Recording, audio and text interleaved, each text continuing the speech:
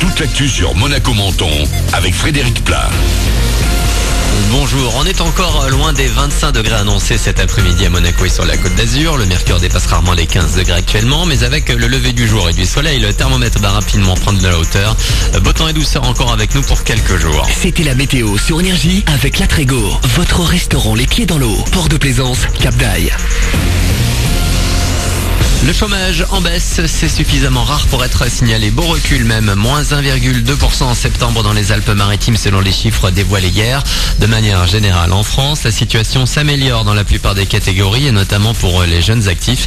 Malgré tout, dans notre département, 69 510 personnes sont toujours à la recherche d'un boulot à l'heure actuelle. Nouvel épisode dans l'affaire Rybolovlev à Monaco. Cette fois, c'est le marchand d'art Yves Bouvier qui aurait escroqué le président de l'AS Monaco qui contre-attaque.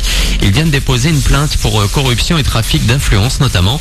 Son avocat espère bien par cette action faire reconnaître le statut de victime de son client, mais également avoir accès aux investigations en cours. Je vous rappelle que dans cette tentaculaire affaire, Dmitri Rybolovlev reproche à Yves Bouvier de lui avoir surfacturé la vente de 38 œuvres d'art.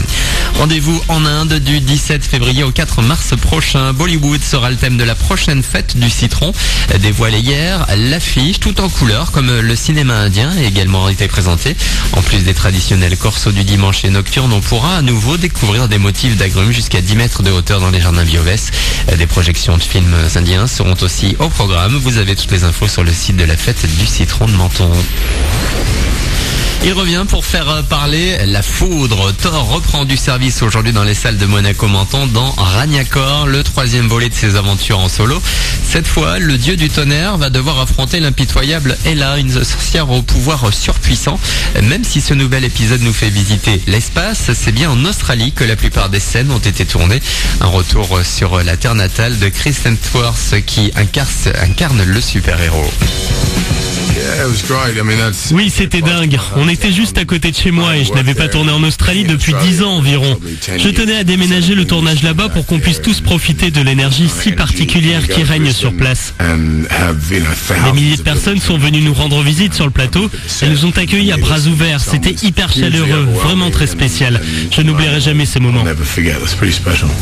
Thor Ragnarok avec Chris Hemsworth, Mark Ruffalo et Kate Blanchett au ciné donc aujourd'hui. Voilà pour votre actu, il est 8h33 sur Énergie Monaco Menton. Bon début de journée à vous. Mon réveil c'est le 6-9 avec Cash pour vous sortir du lit.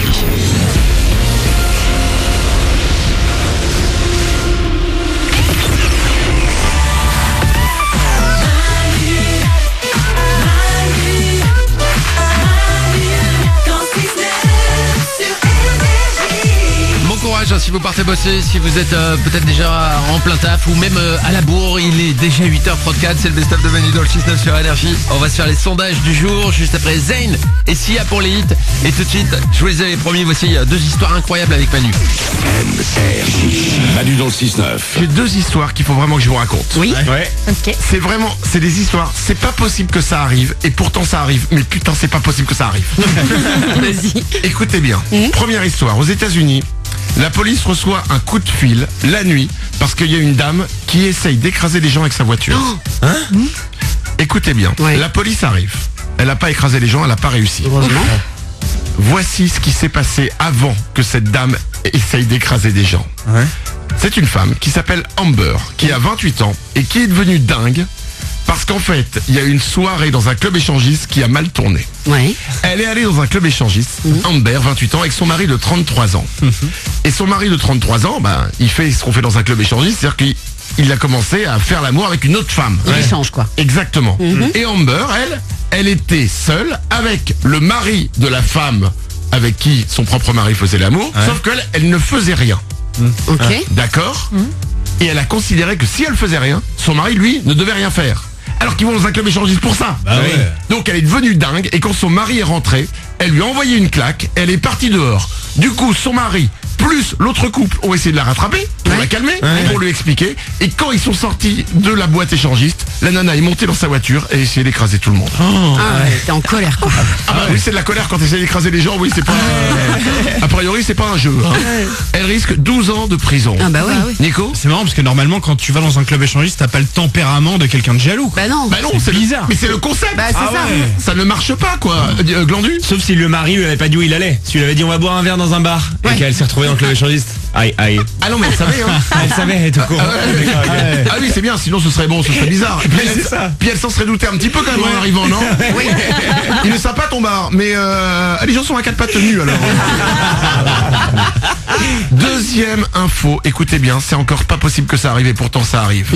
Aux États-Unis, il y a une femme de 58 ans qui s'appelle Kathleen Davis et qui a eu une petite histoire avec un homme de 33 ans. Oui. Cet homme de 33 ans, c'est le mari de sa fille. Ah, mais c'est affreux. Mais non. Oui, c'est affreux. Oh mon Dieu. Aïe. Et Kathleen s'est retrouvée très en colère lorsque sa fille, lorsque son mari, a confessé à sa femme, donc à la fille de notre Kathleen. Parce que ça a détruit forcément la relation de Kathleen et de sa fille. Bah ouais. Et ça a aussi détruit le mariage de sa fille. Forcément.